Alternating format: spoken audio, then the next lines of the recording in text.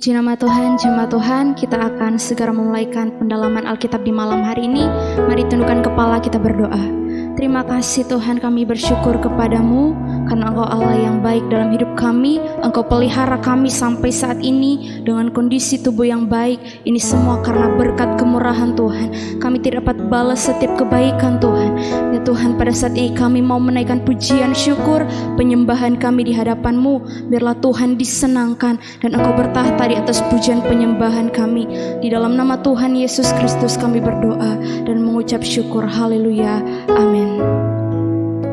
Haleluya Yesus. Haleluya, Engkau Allah yang ajaib Tuhan.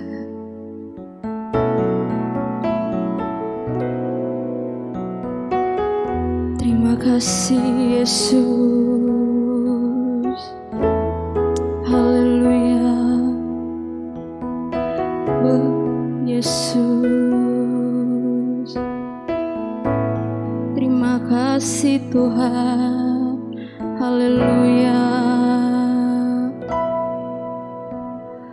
Betapa dahsyat Engkau Tuhan, pencipta segala yang ada,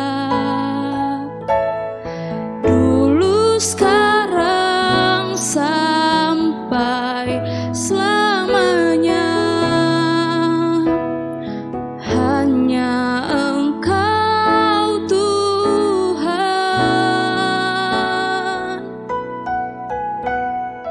tak terselami pikiran-Mu, tak terukur panjang setia-Mu. Dulu sekarang sampai selamanya. Hanya Engkau Tuhan, ku sembah Engkau Yesus. Hanya Engkau Allah di hidupku, tiada yang lain, hanya Kau, hanya Engkau Tuhan, selamanya Kau tetap Allah,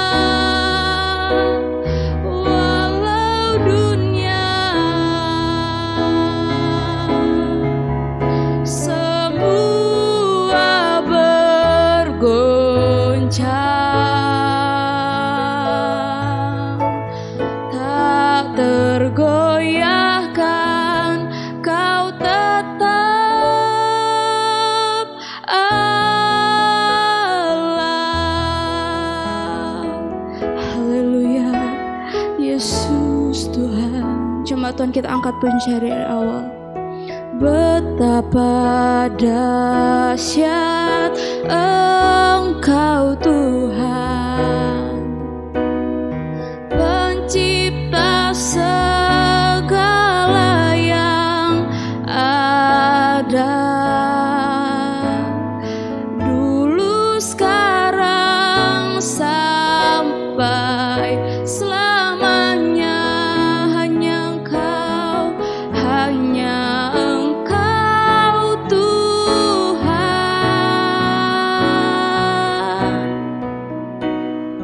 tak terselami pikiran-Mu, tak terukur panjang setia-Mu. Dulu sekarang sampai selamanya. Hanya Engkau Tuhan.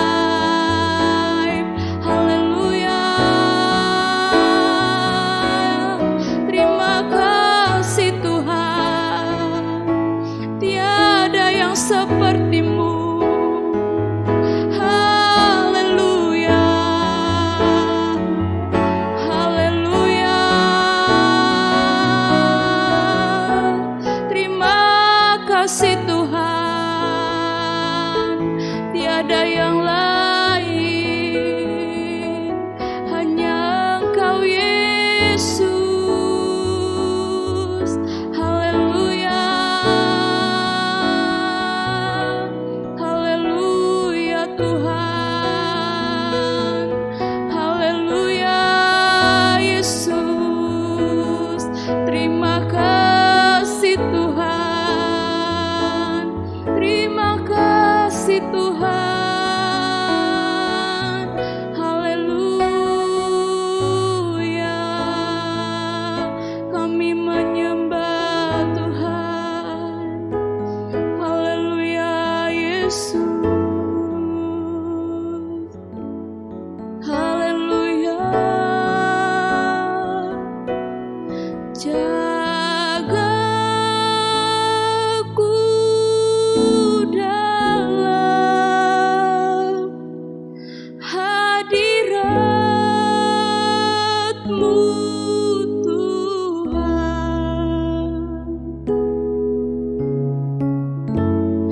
Jangan ambil roh-Mu dariku, Yesus. Perbaharuiku sukacita keselamatanku. Jangan ambil roh-Mu dariku. Haleluya. Jemaat Tuhan, kita angkat pujian dari awal. Beriku hati baru Tuhan, beriku hati baru. Amin. Ya Allah, dan bangkitkan roh-Mu dalamku. Beriku hati baru,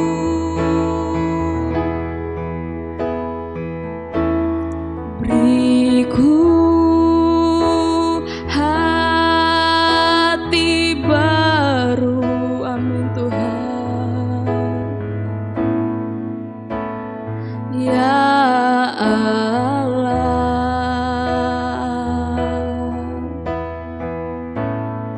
dan bangkitkan roh-Mu dalamku.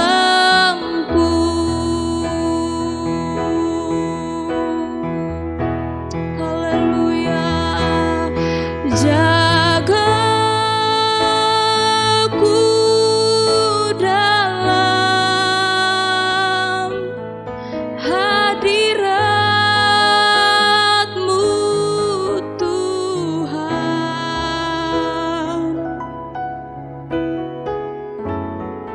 Jangan ambil roh-Mu dariku. Perbaharuiku Tuhan, perbaharuiku sukacita keselamatanku. Jangan ambil roh-Mu dariku. Haleluya Yesus. Beriku hati baru, beriku hati baru. Jadi kerinduan kami Tuhan. Ya Allah,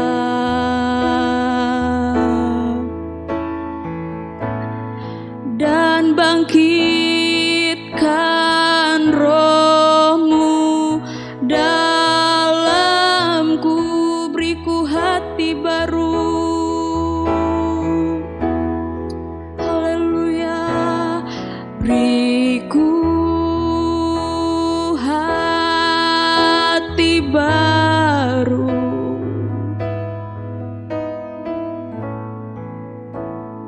ya Allah,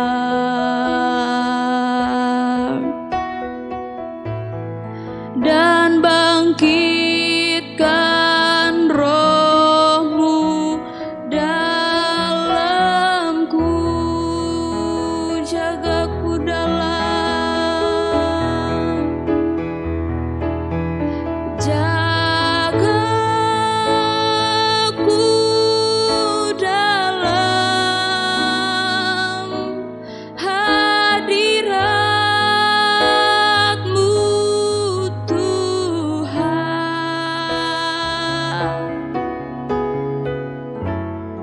Jangan ambil roh-Mu dariku,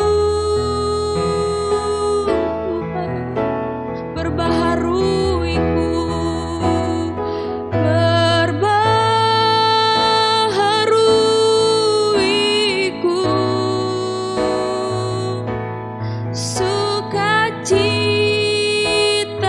keselamatanku. Jangan ambil roh-Mu dariku, jagaku dalam, haleluya,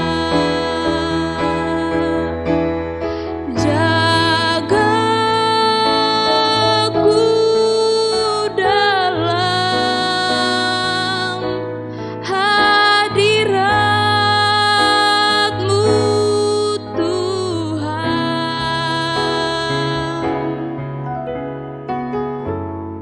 Jangan ambil roh-Mu dariku, perbaharuiku, sukacita keselamatanku.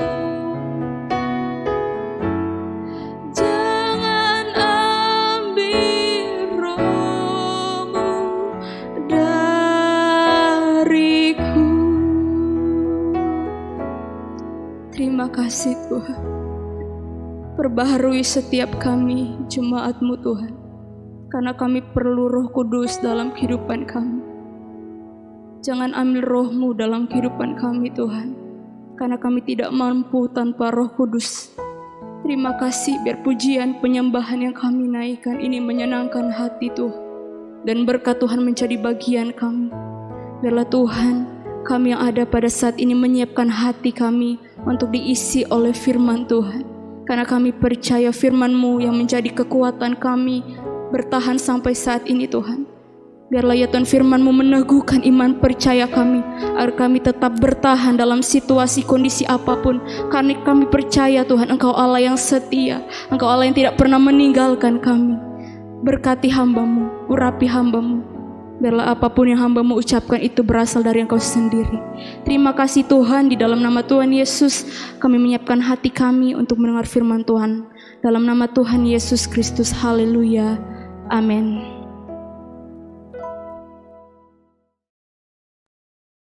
Haleluya, puji Tuhan. Saudara-saudara seiman dalam Yesus Kristus dan warga GPD Efrata Yogyakarta khususnya, kita bertemu lagi dalam acara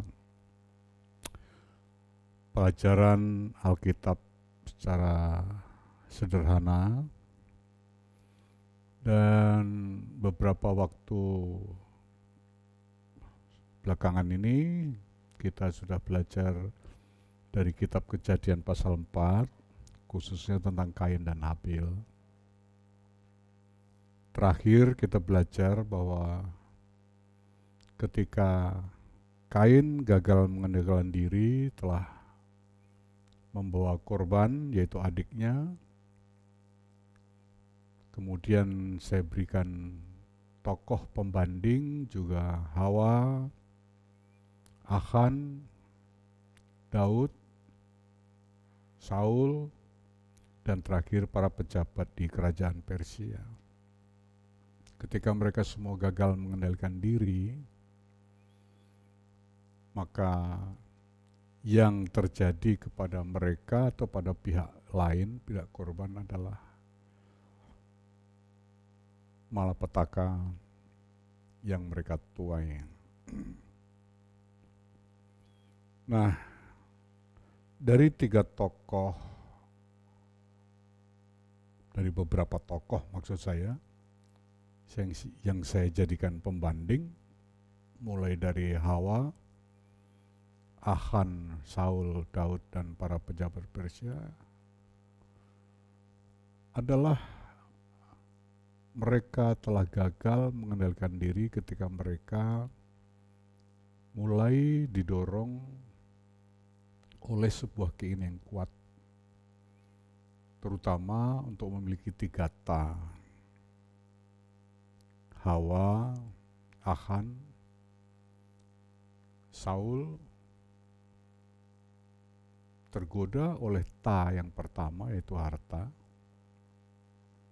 barang-barang yang indah, yang mahal, emas, perak, jubah, domba-domba yang tambun. Ya. Kemudian Daud telah gagal mengendalikan diri atas godaan ta yang kedua, wanita. Tapi saya ganti dengan kata yang lebih netral supaya adil. Kata wanita saya ganti dengan kata seksualita, yaitu kasus-kasus seks ya. Jadi Daud gagal karena kasus seksnya, kasus perselingkuhan, perzinahannya dengan seorang wanita yang bernama Bathsheba, istri dari salah seorang prajurit perangnya. Kemudian tokoh yang berikutnya adalah para pejabat di Persia. Mereka telah gagal mengendalikan diri atas godaan ta yang ketiga, yaitu tahta. Mereka cemburu, mereka iri hati kepada Daniel yang posisi jabatannya terus semakin tinggi dan dipromosi oleh raja. Yang timbul pada mereka adalah iri hati, dan kemudian iri hati itu mendorong mereka untuk menjebak Daniel agar Daniel dipecat dari jabatannya.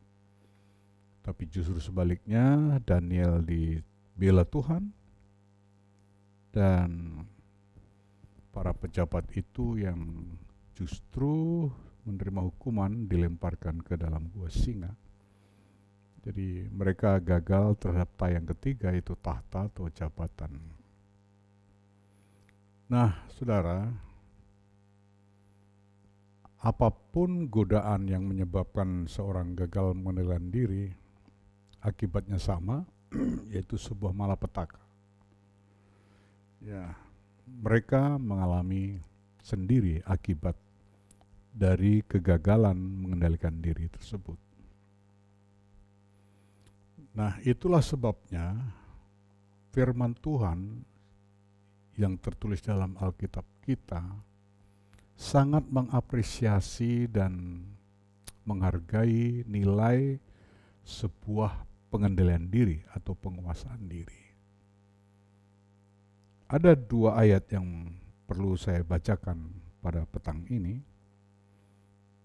Yang pertama di dalam Amsal Sulaiman 16 ayat 32. Demikian. Orang yang sabar melebihi seorang pahlawan. Orang yang menguasai dirinya melebihi orang yang merebut kota. Jadi betapa tinggi nilai sebuah pengendalian diri atau penguasaan diri pada seseorang. Sangat diapresiasi oleh firman Tuhan. Ya, dia disebut sebagai orang yang lebih dari merebut sebuah kota.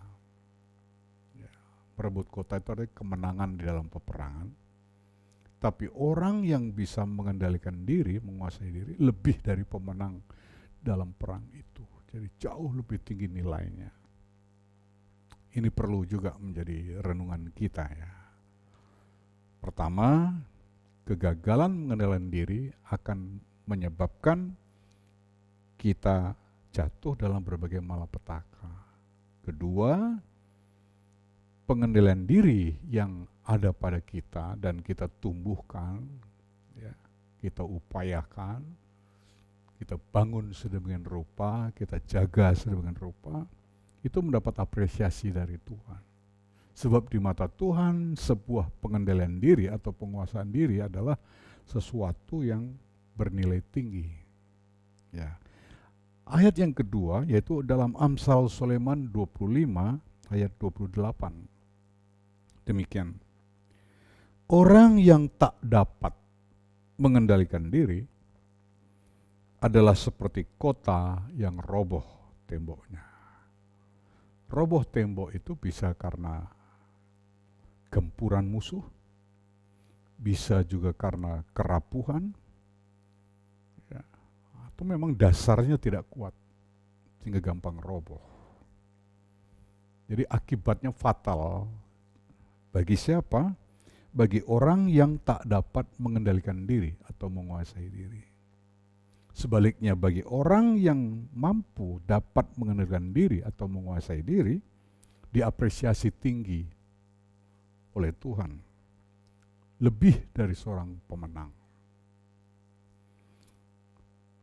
Jika demikian, maka perlu kita perhatikan juga ayat-ayat yang lain.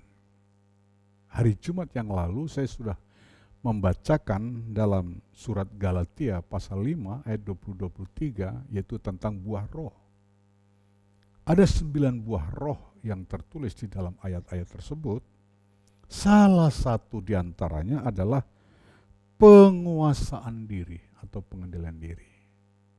Jadi di sini pengendalian diri yang nilainya mahal, nilainya tinggi dan mendapat apresiasi dari Tuhan itu juga merupakan salah satu produk buah dari Roh Kudus, Roh Allah. Ya. Itu sebabnya banyak orang gagal ya, karena dia mungkin mengabaikan Roh Allah, tidak menganggap bahwa Roh Allah itu ada, tidak menganggap bahwa pengendalian diri itu penting, bernilai tinggi di mata Allah. Ya. Nah, padahal firman Allah jelas, salah satu dari ke-9 buah roh itu penguasaan diri, pengendalian diri. Jadi di sini juga kelihatan bahwa nilai harga sebuah penguasaan diri, pengendalian diri itu mahal. Itu salah satu produk dari 9 buah roh Allah. Bernilai tinggi, sesuatu yang datang bersumber dari Allah, dari Roh Allah. Ya, penguasaan diri atau pengendalian diri. Nah, jika demikian, mari kita terus belajar membuka hati kepada karya Tuhan di dalam diri kita, karena pengendalian diri atau penguasaan diri adalah salah satu buah dari roh, tapi juga firman Allah juga memesan atau menghendaki kepada kita bahwa pengendalian diri itu bisa kita upayakan. Jadi di satu sisi dia adalah buah dari roh, ya, artinya bersumber dari Roh Allah. Tapi di satu sisi firman Allah juga memberitahu kepada kita bahwa pengendalian diri itu bisa kita upayakan. Jadi satu sisi dari Tuhan, satu sisi dari upaya kita. Nah, mari dua-duanya ini kita harmonikan. Kita lakukan bersama. Kita terbuka pada karya Allah dalam rohnya, dan kita sendiri mempunyai kemauan yang kuat, berusaha kuat, supaya di dalam diri kita juga tumbuh, muncul, dan adanya kemampuan penguasaan diri atau pengendalian diri. Coba kita baca di dalam 2 Petrus pasal 1 ayat 5 sampai 7 sebagai berikut. Justru karena itu, kamu harus dengan sungguh-sungguh berusaha untuk menambahkan kepada imanmu kebajikan, dan kepada kebajikan pengetahuan, dan kepada pengetahuan penguasaan diri. Kepada penguasaan diri ketekunan, dan kepada ketekunan kesalehan, dan kepada kesalehan kasih akan saudara-saudara, dan kepada kasih akan saudara-saudara kasih akan semua orang. Lihat, ada beberapa nilai kebajikan keutamaan yang dituliskan di dalam ayat firman ini. Jadi kita yang sudah menerima dan mengenal kasih karunia Allah, kita tidak boleh lengah, tidak boleh menganggap remeh. Aku sudah mendapat kemurahan dari Tuhan. Kalau aku salah nanti datang lagi, mohon ampun. Tuhan itu penuh kasih, penuh kemurahan dan maha pengampun.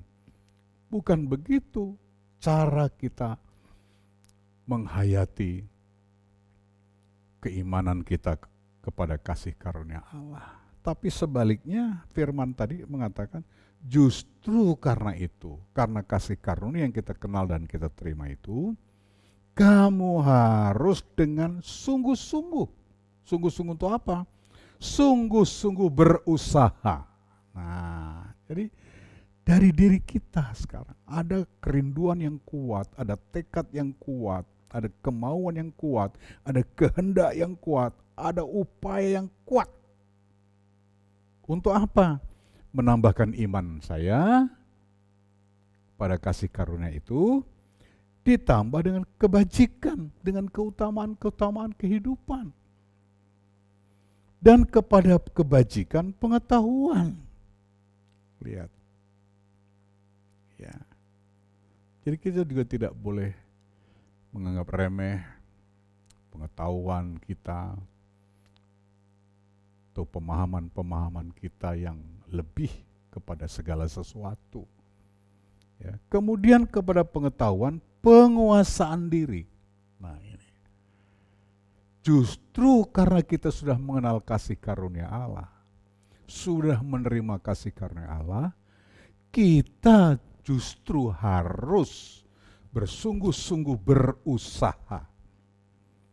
Menambahkan imanmu dengan kebajikan, menambahkan pengetahuan, dan juga penguasaan diri. Jadi dari pihak kita juga dituntut.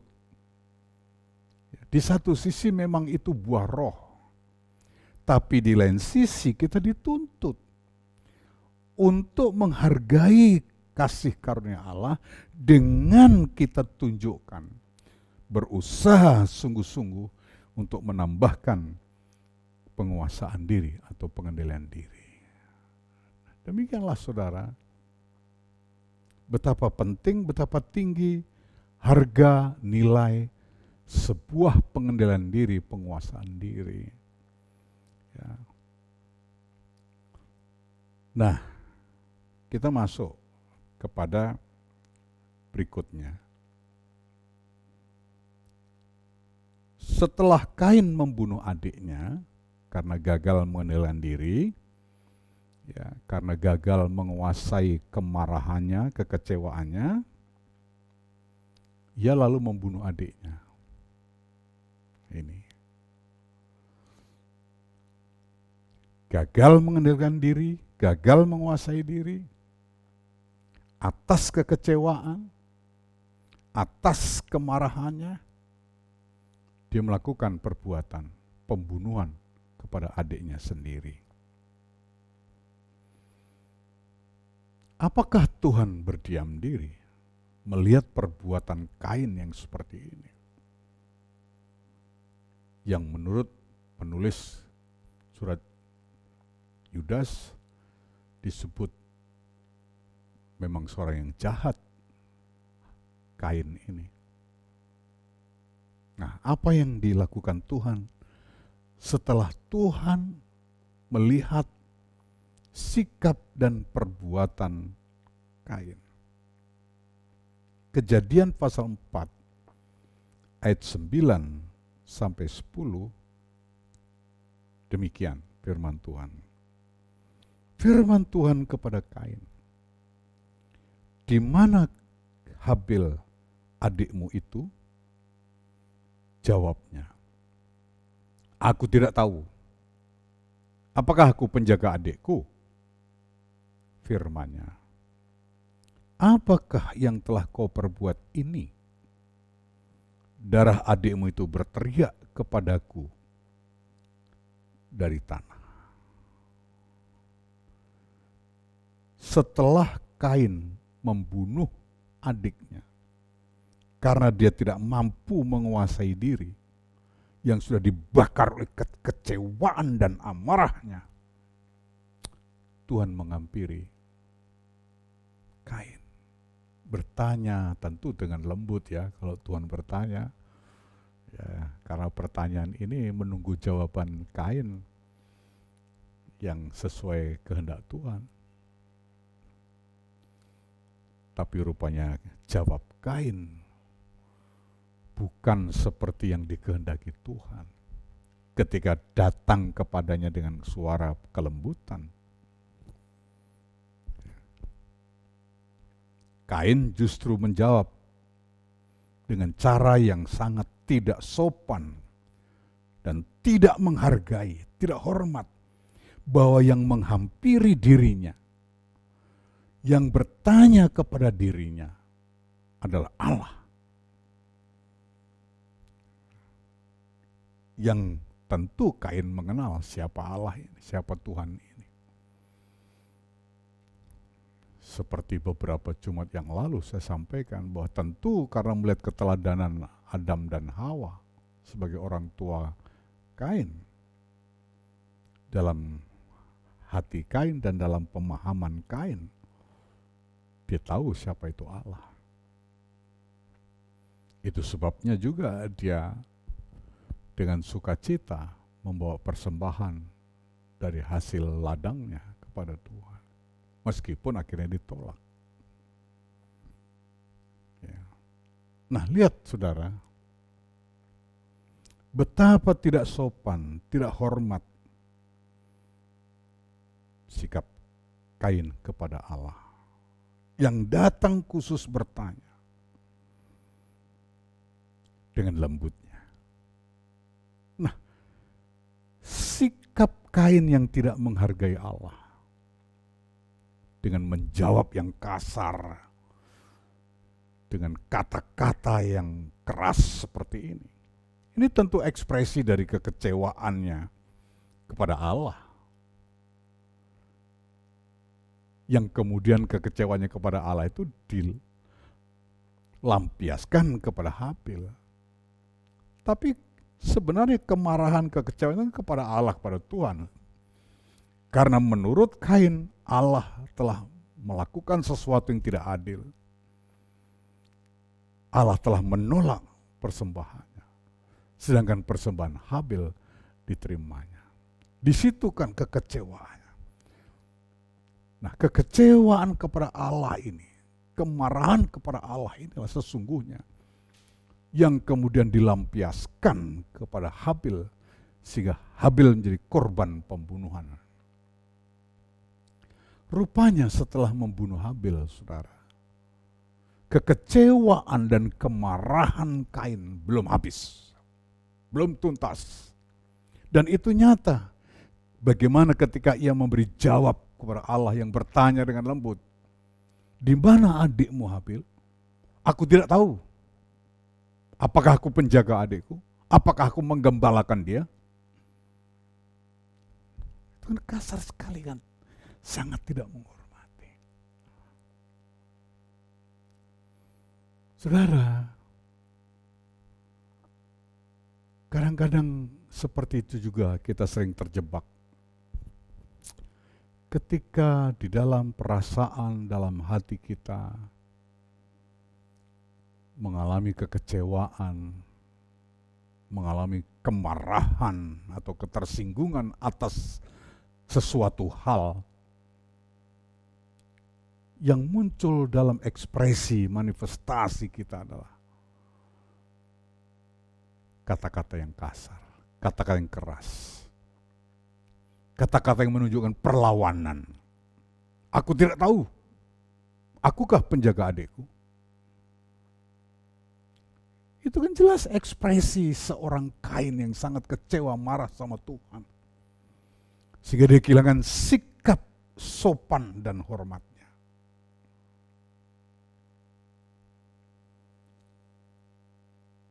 Nah, saya yakin ini juga perlu menjadi bahan renungan kita petang ini. Ya, perlu kita mempunyai kemampuan pengendalian diri ketika kita juga merasa tersinggung, marah, kecewa terhadap sesuatu hal. Supaya apa? Supaya kita juga terhindar dari sikap dan perilaku seperti Kain. Tidak sopan, tidak hormat, cenderung melawan, mengeluarkan kata-kata yang keras, dan lain sebagainya. Saudara,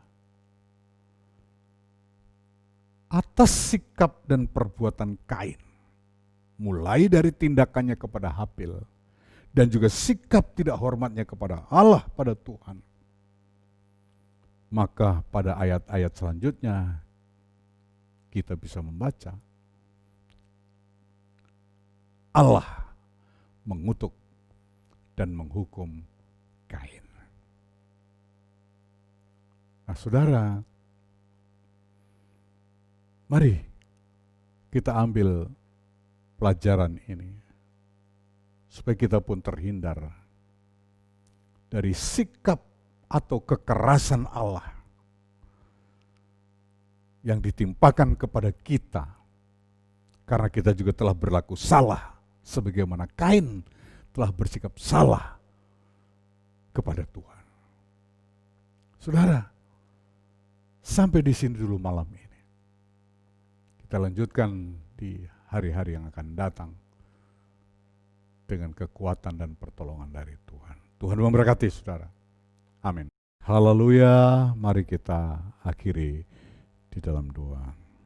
Bapa Surgawi, di dalam nama Yesus Kristus, kami bersyukur dan berterima kasih karena Tuhan telah melayakkan kami boleh belajar firman-Mu, meskipun dalam berbagai keterbatasan kami. Kiranya firman-Mu akan menjadi suluh, terang bagi kaki dan jalan kehidupan kami, sehingga kami tidak terjebak dalam hal-hal yang tidak berkenan di hadapan-Mu. Kami berdoa juga untuk bangsa dan negara kami, Indonesia, serta para pemimpin kami. Kiranya damai sejahtera, kasih karunia-Mu juga melimpah untuk bangsa negara ini. Terlebih para pemimpin kami, supaya kami segera dapat keluar dari persoalan pandemi wabah yang telah banyak memakan korban ini. Kami perlu Tuhan di dalam keterbatasan kami. Kami percaya Engkaulah segala-galanya. Hikmat marifat-Mu khususnya atas para pemimpin kami, supaya beliau-beliau oleh kemurahan Tuhan itu dimampukan untuk melakukan hal-hal yang dapat membuat bangsa negara ini dalam keadaan damai sejahtera. Terima kasih ya Allah. Diberkati para pasien, baik yang menjadi korban wabah ini maupun yang bukan korban wabah. Kiranya Tuhan menaruh dalam hati mereka pengharapan yang kuat bahwa mereka akan dipulihkan Ulurkan tanganmu, sebab engkaulah sesungguhnya kesembuhan dan kesehatan itu. Berkati para dokter, para medis, semua tenaga kesehatan dan sukarelawan kesehatan. Limpahkanlah juga damai sejahtera dan kekuatan kesehatan hikmat kepada mereka. Terima kasih ya Allahku. Kami berdoa untuk Jemaat GBD Efrata Yogyakarta. Tuhan tolonglah kami.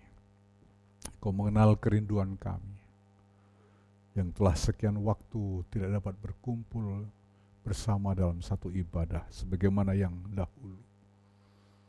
Kalau boleh dan Tuhan berkenan, bukalah jalan, ulurkan tanganmu supaya kami segera dapat melakukan ibadah bersama sebagaimana yang dahulu.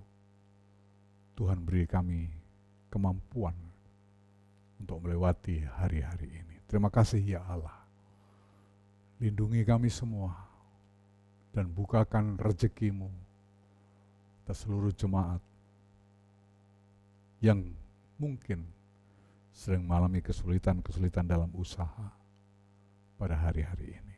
Kami percaya Engkau Allah, Gembala kami yang baik, tidak pernah buat kami kekurangan. Tumbuhkan terus kesanggupan kami, ketekunan, ketabahan kami di hari-hari seperti ini. Supaya kami dapat melewati semua dengan penuh syukur, sukacita dan kemenangan. Terpujilah Engkau kekal selama-lamanya. Di dalam nama Tuhan Yesus Kristus kami berdoa dan jadilah semua ini seperti kehendak-Mu.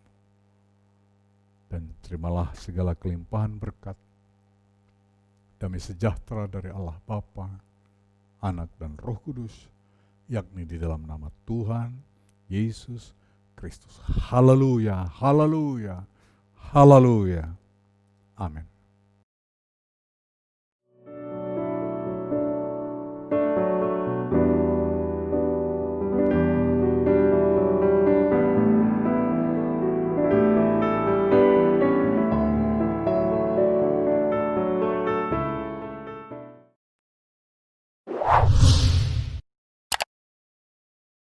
Subscribe channel YouTube GPDI Efrata Yogyakarta dan aktifkan lonceng notifikasinya untuk mendapatkan informasi seputar live streaming dan video khotbah terbaru lainnya. Tombol subscribe berada di kanan atas channel kami dan jangan lupa klik tombol loncengnya. Tuhan Yesus memberkati.